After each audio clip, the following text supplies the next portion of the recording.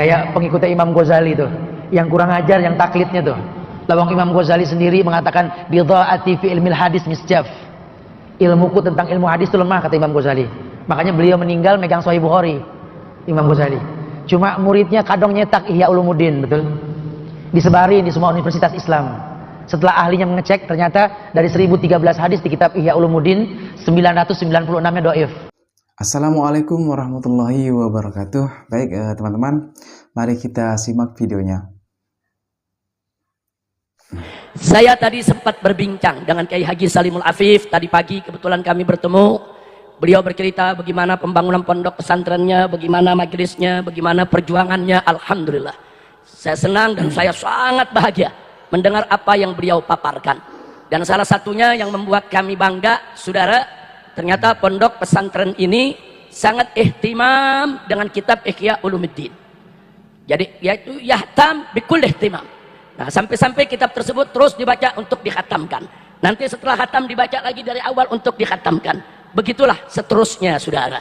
Nah, jadi sekali lagi kenapa saya bangga, kenapa saya bersyukur, ini merupakan salah satu identitas kita semua sebagai ahlus sunnah wal jamaah. Alhamdulillah. Bahkan tadi sore, bahkan habis maghrib tadi, sempat dibaca juga, yaitu kitab Ihya sebelum dimulainya acara ini. Alhamdulillah. Mudah-mudahan pembacaan kitab Ihya ini saudara terus mentradisi di tengah masyarakat kita.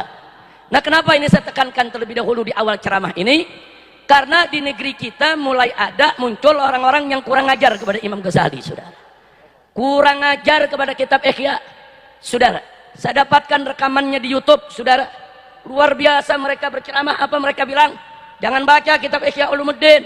Itu 90% itu hadis dhaif palsu semua. Kurang ajar, saudara. Kau baca kitab Ihya yang mana? Apa betul kau sudah baca kitab Ihya Ulumuddin dari awal sampai akhir? Kurang ajar, berani menyebarkan fitnah, saudara. Saudara, berapa ratus ayat-ayat Al-Quran yang dinukilkan oleh Imam Ghazali dalam kitab Ihya? Berapa ratus, yaitu hadis-hadis Nabi yang sahih yang diriwayatkan oleh Imam Ghazali di dalam kitab Ihya. Berapa ratus hadis-hadis Nabi yang bernilai hasan yang diriwayatkan oleh Imam Ghazali dalam kitab Ihya, saudara. Kalau ada yang berkata Habib, tapi di sana juga banyak hadis dhaif, betul, tapi hadis dhaif yang yu'mal bihi, hadis dhaif yang diamalkan. Jadi di Indonesia ini ada gerakan, saudara, apa mereka bilang? Jangan pakai hadis dhaif.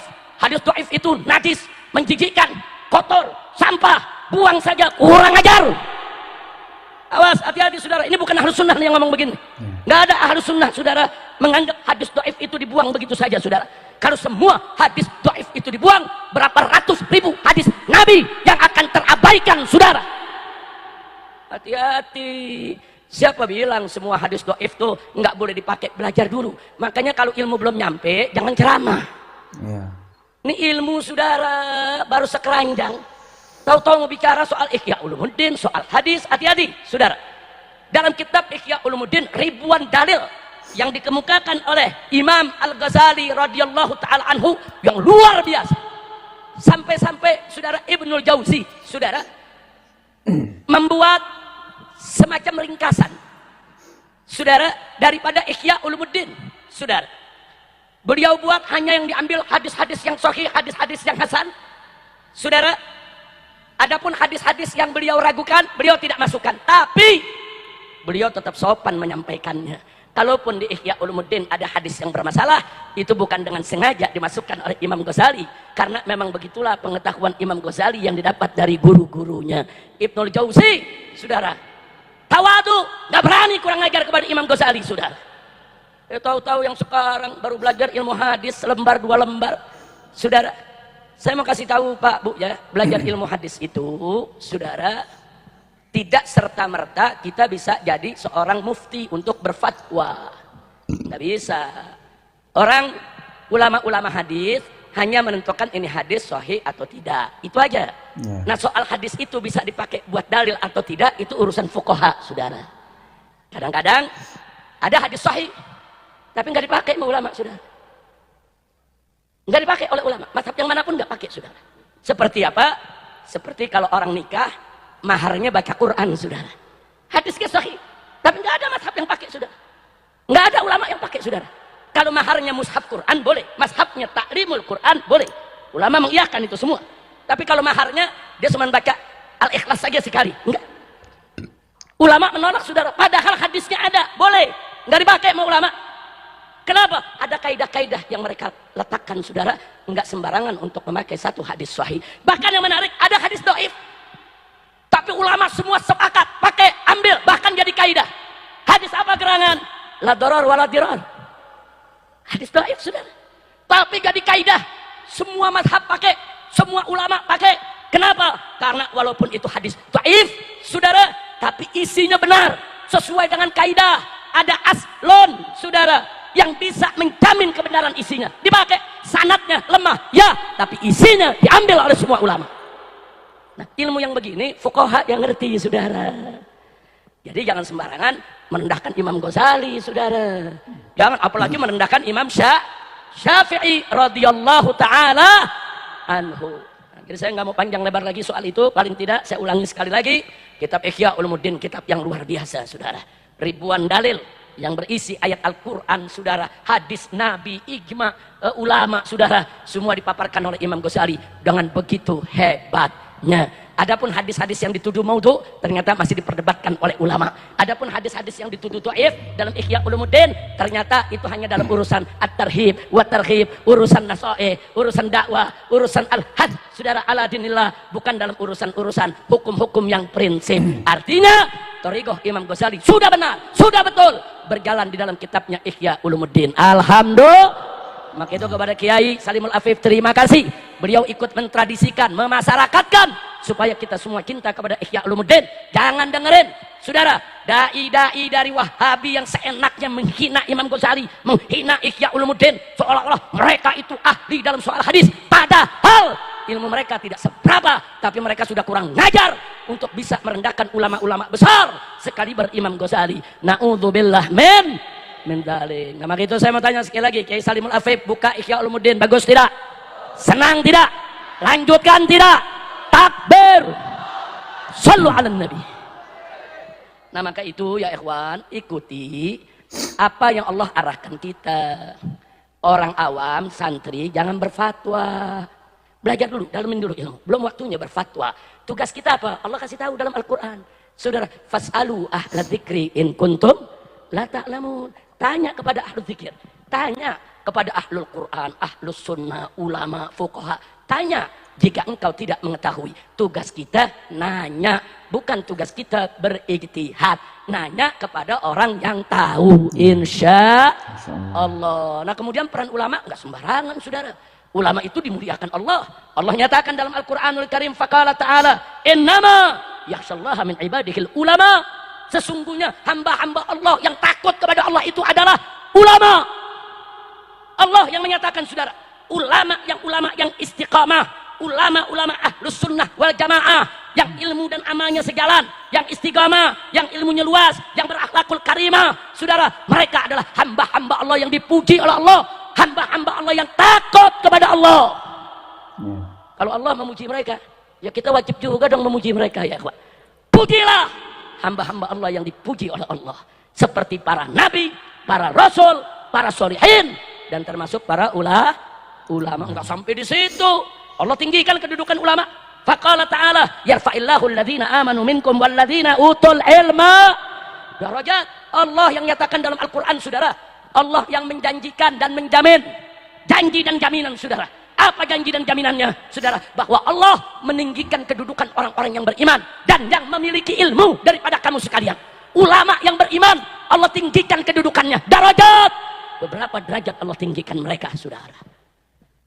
Nah, Allah maha tinggi meninggikan para ulama.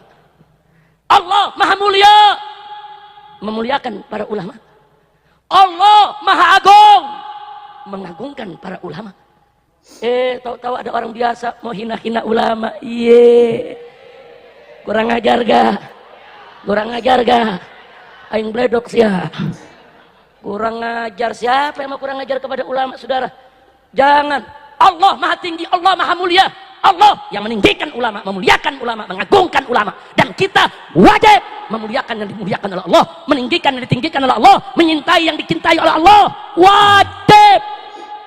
Apalagi Nabi mengatakan dalam hadisnya, al ulama warasatul anbiya.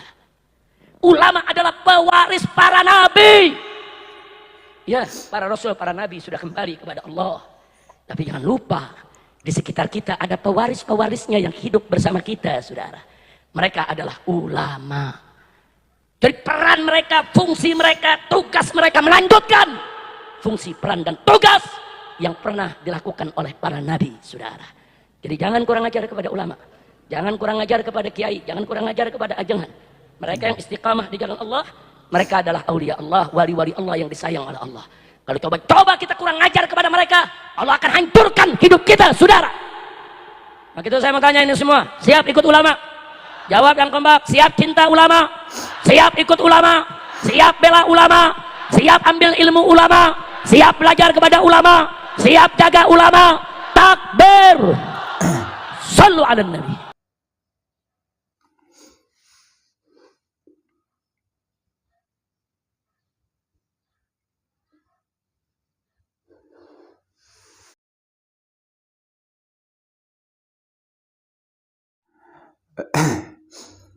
Baik teman-teman semua, kita sudah menyimak bersama-sama video yang sangat luar biasa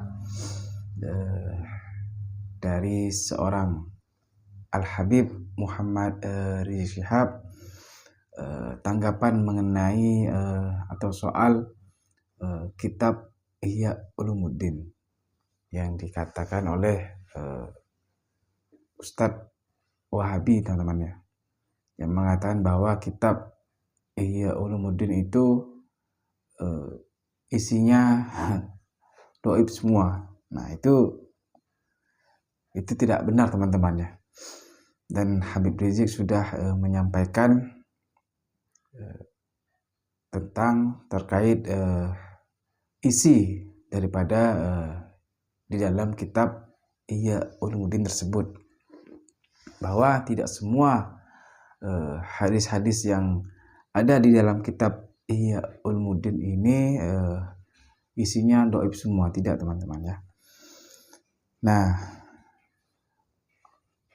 Ustadz yang mengatakan bahwa kitab Ihya Ulumuddin itu isinya doib, itu adalah seorang Ustadz Wahabi, teman-teman ya. Nah, ya biasalah, teman-teman ya, kalau Ustadz Wahabi itu kan tidak bermazhab.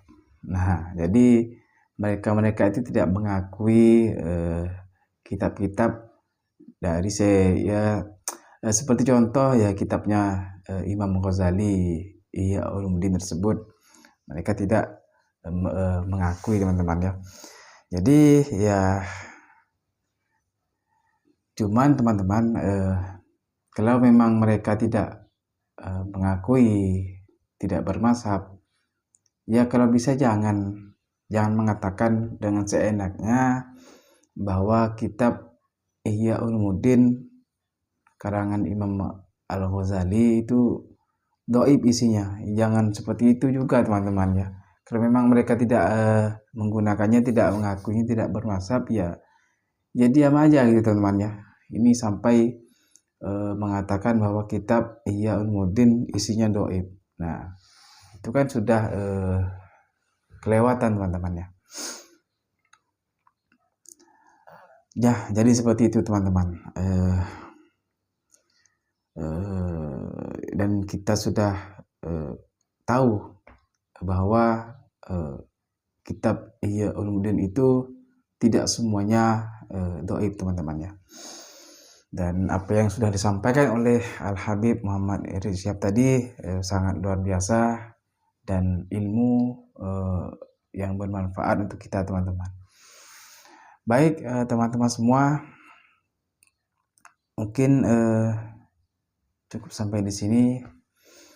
Apabila ada kesalahan dalam penyampaian yang saya sampaikan, mohon dimaafkan, teman-teman ya. Sebelumnya terima kasih kepada teman-teman semua karena sudah menyimak atau menonton video ini dari awal sampai akhir, dan juga terima kasih banyak kepada teman-teman juga yang sudah mensupport channel ini, yaitu channel Daun Dakwah ini.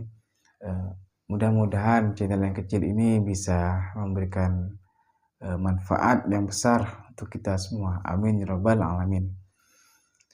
Baik teman-teman, saya akhiri. Assalamualaikum warahmatullahi wabarakatuh.